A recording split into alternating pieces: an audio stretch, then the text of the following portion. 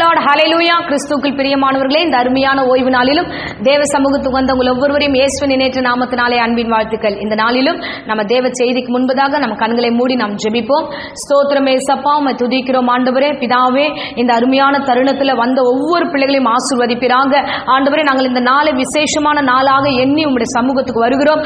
ஆண்டவரே, எங்கள் ஒவ்வொருவரையும் ஆசீர்வதியும் அப்பா. இந்த வேளையிலப்பா நீர் பேசுகிற வார்த்தைகள் எங்கள் பிள்ளைகளுக்கு பிரயோஜனம் உண்டாகட்டும். ஆண்டவருடைய வாழ்க்கையில் ஏற்படுகிற எல்லா காரியத்தையும் ஆண்டவரே வார்த்தை மூலமா சரிப்படுத்துவீராக. இந்த நாளை ஆசீர்வதித்து தருவீராக.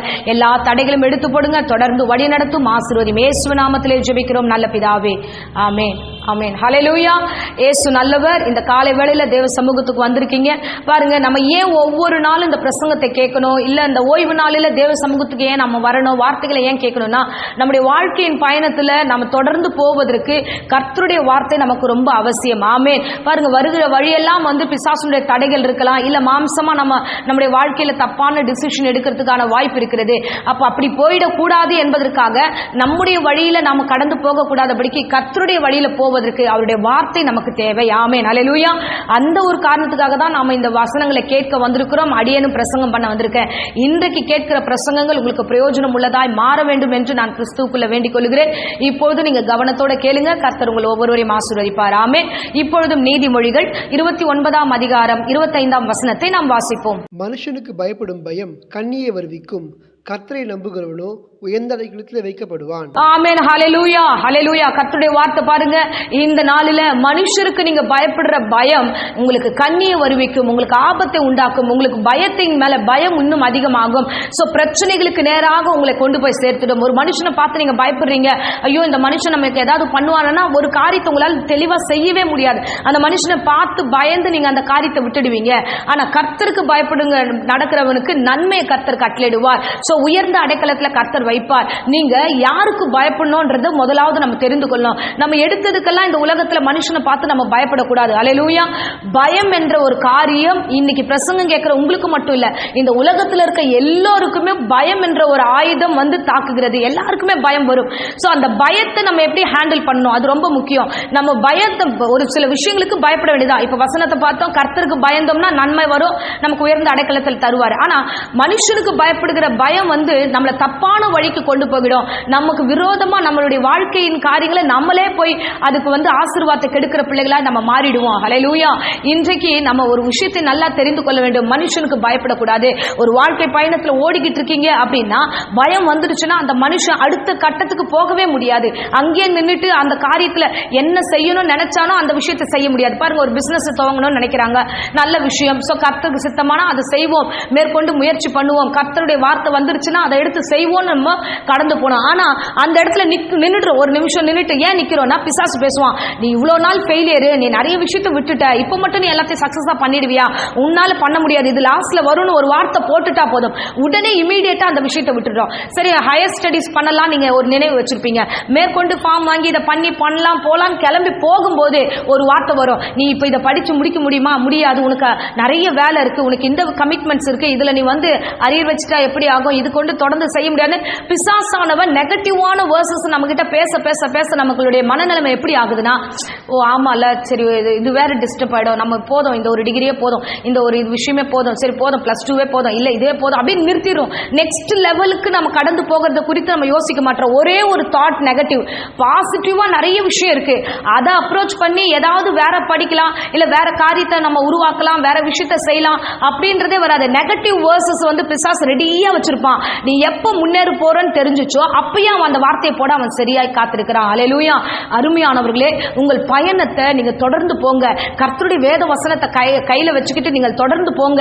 நீங்க எங்கேயும் ஸ்டாப் ஆகாதபடிக்கு பார்த்துக்கொள்ளுங்க. ஹல்லேலூயா, ஹல்லேலூயா. கர்த்தர் நல்லவர். இந்த காலை வேளையில உங்களோடு கூட பேசுகிறார். பாருங்க, எகிப்து தேசத்துல இருந்து இஸ்ரவேல் ஜனங்களை கர்த்தர் எங்க கொண்டு வந்தார் தெரியுமா? கானான் தேசத்துக்கு. சோ எகிப்திலிருந்து கானானுக்கு போகிற அந்த பெரிய பிரயாணத்துல ஜனங்க சோர்ந்து போறாங்க, ஜனங்க விழுந்து போறாங்க, ஜனங்க மறுதலிக்கிறாங்க, ஜனங்க இடறி போகிறார்கள். இதுக்கு நடுவுல கர்த்தர் வந்து அவங்களை தட்டி கொடுத்து ஒவ்வொரு காரியமாய் பேசி அவர்களை கானான் தேசத்துக்கு கொடுத்த வாக்குத்தத்தத்துக்கு நேராக கர்த்தர் அங்கே கொண்டு போய் சேர்க்கிறார். ஆமென், அல்லேலூயா. இன்றைக்கு இந்த காலை வேளையில் உங்களிடத்தில் அடியேன் பேச வந்த காரியம் தெரியுமா? உங்களுடைய பயணம் வெகு தூரம் இருக்கிறது. நீங்கள் போக வேண்டிய காரியம் நிறைய இருக்கிறது.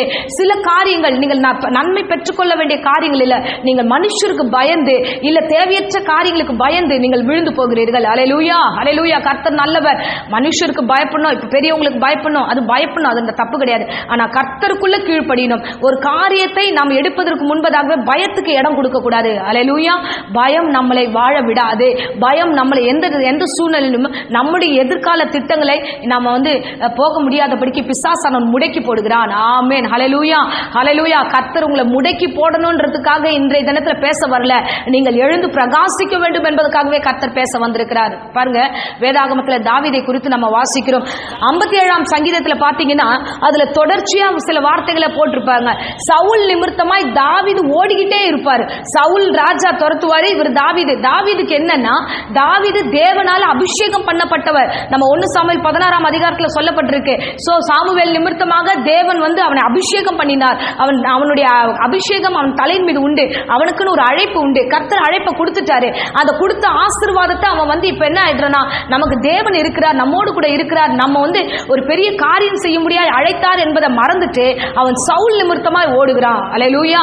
பாருங்க, அபிஷேகம் பெற்றுக்கொண்ட பொழுது முதல்ல தாவீது பண்ண விஷயம் என்ன பாத்தீங்கன்னா, மிகப்பெரிய கோலியாத்து, அந்த பெரிய கோலியாத்தை புறஜாதியா இருக்கிறவனை அழகாய் மேற்கொண்டான். அவனை ஜெயிச்சுட்டு உள்ள வருகிறான். ஆனா இங்கே சவுலை கண்டதுமே அந்த அபிஷேகத்தை அவன் மறந்து போகிறான். சவுல் தன்னுடைய சொந்தத்துக்குள்ள பார்க்கும்போது, அவனுடைய மாமனாராக அவன் சவுல் மாறும்போது, அந்த இடத்துல அந்த உறவின் நிமித்தமாகவே அவன் பயந்து நடுங்கி அவன் வந்து என்ன பண்ணுகிறான், ஓட ஆரம்பிச்சிடறான். அல்லேலூயா. அந்த இடத்துல அவன் ஓடிக்கிட்டு இருக்கும்போது அந்த சங்கீதம் 57 முழுவதும் வாசிச்சீங்கன்னா அவர் கர்த்தர்கிட்ட சொல்வார், நான் ஓடும்பொழுது எழுதின அந்த பாடல்கள் நம்ம வாசிக்கிறோம் பாருங்க. 6வது வசனத்துல தாவீது ஓடும்போது அவன் தோய்ந்து போனதை குறித்து அவன் வார்த்தை சொல்லுகிறான். வாசிப்போம். என் கால்களுக்கு கண்ணியை வைத்திருக்கிறார்கள், என் ஆத்துமா தோய்ந்து போயிற்று. ஆமென், ஹல்லேலூயா. பாருங்க, தாவீது விதமாகவே அந்த வைத்த காரியத்தை குறித்து குழம்புகிறான், பயப்படுகிறான். ஐயோ, எனக்கு முன்னாடி கண்ணி வச்சிருக்காங்க, என்னால இதுக்கப்புறம் போக முடியாது அப்படின்னு அவன் பயந்து தோய்ந்து போய் தன்னுடைய ஓட்டத்தின் பாதையை அவன் வந்து அப்படியே ஸ்டாப் பண்ணிட்டு ஒரு குகையில் அவன் போய் அடைக்கலமாய் மாறுகிறான். அல்லேலூயா. ஒவ்வொரு ராஜாக்களாய் அவன் தேடி போகிறான். பல இடங்களில் அலக்கழிக்கப்படுகிறான். அன்பு பிள்ளையே, நீ அபிஷேகம் பண்ணப்பட்ட பிள்ளை, இன்னைக்கு நீ ஏன் பயந்து ஓடிக்கிட்டு இருக்க? ஒரே இடமா ஏன் உட்கார்ந்துட்டு இருக்க? இல்ல, கர்த்தர் உங்களை அழைத்திருக்கிற அழைப்பு மேலானது. கர்த்தருடைய அழைத்திருக்கிற அழைப்புக்கு நேராக கர்த்தருடைய கொண்டு போக போகிறார். அல்லேலூயா. சோ நாம் கடந்து பயணம் பண்ண வேண்டும். நீங்க பயப்படாதீங்க. என் தேவனாகிய கர்த்தர் உங்களுக்கு துணை செய்ய வல்லவராய் இருக்கிறார். அல்லேலூயா. மனுஷனுக்கு பயப்படுகிற பயம் கண்ணியை வருவிக்கும். நம்மளுடைய தேவையில்லாத காரியங்களை நம்மளை கொண்டு போய் சேர்த்துடும். பயமானது நமக்கு விரக்தியானது சோர்வையும் கொடுத்து நம்மளை எடுத்து செயல்படக்கூடாதபடிக்கு எல்லாவற்றுக்கும் முடக்குகிறதா இருக்கிறது. முடக்கிறதுக்கு இடம் கொடுக்காதீங்க. உங்க வாழ்க்கையில தேவையற்ற பயத்துக்கு இடம் கொடுத்து நீங்க முடங்கி போயிடாதீங்க. தேவன் பிரகாசிக்கும்படியாய் உங்களை வைத்திருக்கிறார். அல்லேலூயா. என் அன்பு பிள்ளையே, இன்னைக்கு காலை வேளையில உங்களிடத்துல பேசிக் கொண்டிருக்கிறார். அபிஷேகம் பண்ணப்பட்ட பிள்ளையாய் இருக்கிற நீங்க சில காரியங்களை குறித்து முடங்கி போகாதபடிக்கு இந்த உலகத்தின் வெளிச்சத்தின் பிள்ளைகளாக எழுந்து பிரகாசிக்கிற பிள்ளைகளாய் நீங்கள் காணப்பட வேண்டும். ஆமென், அல்லேலூயா. நீங்க நின்றுட்டீங்க, நீங்க பயந்துட்டீங்க, நீங்க சில விஷயத்தை யோசிக்க ஆரம்பிச்சிட்டீங்க அப்படின்னா என் தேவனாகிய கர்த்தர் இன்னைக்கு சொல்லுகிறார், நீ யோசிக்காத, நீ பயப்படாத, நீ நிக்காத, நீ கடந்து போ. என் தேவனாகிய கர்த்தர் உங்களோடு கூட இருந்து உங்களை வழி நடத்த வல்லவராய் இருக்கிறார். ஆமென், அல்லேலூயா. அதுதான் எகிப்தியர்ல இந்த கிளம்பி வந்த இஸ்ரவேல் ஜனங்களுக்கு சொல்லுகிறார், நீங்க ஏன் இங்க இருக்கிறீங்க, நீங்க ஏன் இப்படி பண்ணிட்டு இருக்கீங்க, புறப்பட்டு போங்கள் என்று கர்த்தர் வார்த்தையை கொடுத்து இஸ்ரவேல் ஜனங்களை அனுப்பினார். இன்றைக்கும் உங்களுக்கு ஒரு வார்த்தை கொடுக்கிறார். நீங்கள் செய்ய வேண்டிய காரியங்கள் நிறைய இருக்கு, நீங்கள் கடந்து போக வேண்டும் என்று. பாருங்க, சவுல் நிமித்தமாய் பயந்த தாவீதுடைய வாழ்க்கையில ஒரு பெரிய கேப். அது வரைக்கும் அவன் வந்து தோய்ந்து போய் அந்த இடத்துல விழுந்து கிடக்கிறான். நாமும் விழுந்து கிடக்காதபடிக்கு எழுந்து கடந்து போகிற பிள்ளைகளாய் இருக்க வேண்டும். ஆமென், அல்லேலூயா. என் அன்பு பிள்ளைகளே, தேவன் பேசுகிற வார்த்தை இந்த காலவேளையில் உங்களிடத்துல வருகிறது. என் தேவனுடைய சத்தத்துக்கு கீழ்ப்படிந்து நீங்கள் கடந்து போக வேண்டும். இதே மாதிரி இன்னொரு மனிதனை குறித்து நம்ம வேதத்துல வாசிக்கிறோம் பாருங்க. 1 ராஜாக்கள் 19ஆம் அதிகாரத்துல எலியாவை குறித்து பார்க்கிறோம். இங்க பாத்தீங்கன்னா எசபெலுடைய வார்த்தை, ஒரு பெண்ணினுடைய வார்த்தை, நாளைக்கு இந்நேரத்துல நீ உயிரோடு இருக்க மாட்டேன் என்று ஒரே ஒரு வார்த்தையை கேட்பாரு. கேட்ட மாத்திரத்துல அவர் என்ன பண்ணுகிறார், ஆண்டவரே போதும் ஆண்டவரே, இனிமே நான் இந்த பயணத்துல போக மாட்டேன் ஆண்டவரே, எனக்கு வைக்கப்பட்ட ஊழியம் எனக்கு வேண்டாம் ஆண்டவரே, என்னால வாழ முடியாது, என்னால போக முடியாது என்று அவர் இந்த வேளையில ஒரு தீர்மானம் எடுக்கிறார். நம்ம வாசிப்போம் 1 ராஜாக்கள் 19ஆம் அதிகாரம் 4வது வசனத்தை. அவன் வனாந்திரத்தில் ஒரு நாள் பிரயாணம் போய் ஒரு சூரியச்செடியின் கீழ் உட்கார்ந்து தான் சாக வேண்டும் என்று கூறி போதும் கர்த்தாவே, என் ஆத்துமாவை எடுத்துக்கொள்ளும், நான் என் பிதாக்களை பார்க்கிலும் நல்லவன் அல்ல என்று சொல்லி. ஆமென், ஹல்லேலூயா. பாருங்க, இவ்ளோ பெரிய ஊழியக்காரர் ஒரு வார்த்தை சொல்லுகிறார், ஆண்டவரே போதும் ஆண்டவரே, இனிமே என்னால இந்த ஊழியத்தை செய்ய முடியாது, இந்த பயணத்தை என்னால செய்ய முடியாது. ஏன் இந்த வார்த்தையை அவர் பேசுகிறார் தெரியுமா? இந்த எசபெல்ன்ற ஒரு ராணி நிமித்தமாக நாளைக்கு இந்த நேரத்துல நீ உயிரோடு இருக்க மாட்டேன்ற அந்த ஒரே ஒரு வார்த்தை அவர் கேட்கிறாரு. கேட்ட மாத்திரத்துல இனி என்னால பயணம் பண்ண முடியாது. அல்லேலூயா. இந்த மனுஷன் 18ஆம் அதிகாரத்துல பாத்தீங்கன்னா, எல்லா ஜனங்களுக்கு முன்பதாக கர்த்தர் தான் தெய்வம் என்று அவ்வளோ பெரிய அற்புதத்தை செய்து வானத்திலிருந்து அக்கினி இறக்கின மனுஷன். அநேக ஜனங்கள் எலியாவை பார்த்தார்கள், கர்த்தரை நம்பினார்கள். அவ்வளோ பெரிய ஆசீர்வாதம் உள்ள ஒரு டைமா ஆண்டவர் வந்து பயன்படுத்தினார். அது மாத்திரம் இல்ல, அதை தொடர்ந்து பார்த்தனா அந்த ஜனங்களுக்கு மழை வேண்டி அவன் முழங்கால் படிட்டு அவன் ஜெபித்த பொழுதே மழை வந்தது. இப்படி ஜனங்களுக்கு மத்தியில ஆசீர்வாதமா இருந்த ஒரு மனுஷன், கர்த்தர் வல்லமையா எடுத்து பயன்படுத்தின ஒரு தேவ மனுஷன், இந்த இடத்துல ஒரே ஒரு பொம்பளை ஒரே ஒரு வார்த்தை சொல்றான், நாளைக்கு இந்த இருக்க மாட்டேன், நான் உன்னை எடுத்துடுறேன் பாரு. இந்த நெகட்டிவான வார்த்தை, இந்த பயமுள்ள வார்த்தை வந்து சேர்ந்த உடனே நான் உயிரோட இருக்க மாட்டேன் ஆண்டவரே, நான் அவ்வளவுதான் ஆண்டவரே, என்னால முடியாது, நான் நல்லவன் கிடையாது, நான் இது கிடையாது. அப்ப பண்ணின சாதனைகள் இவ்வளவு ஒரு உயர்ந்த இடத்துல கர்த்தர் வைத்தார். ஆமென், அல்லேலூயா. பாருங்க அருமையானவர்களே, இப்படிதான் கர்த்தர் நல்ல உயரத்துல வைத்திருக்கிற மனுஷர்களை சாத்தான் வந்து தாக்குகிறது.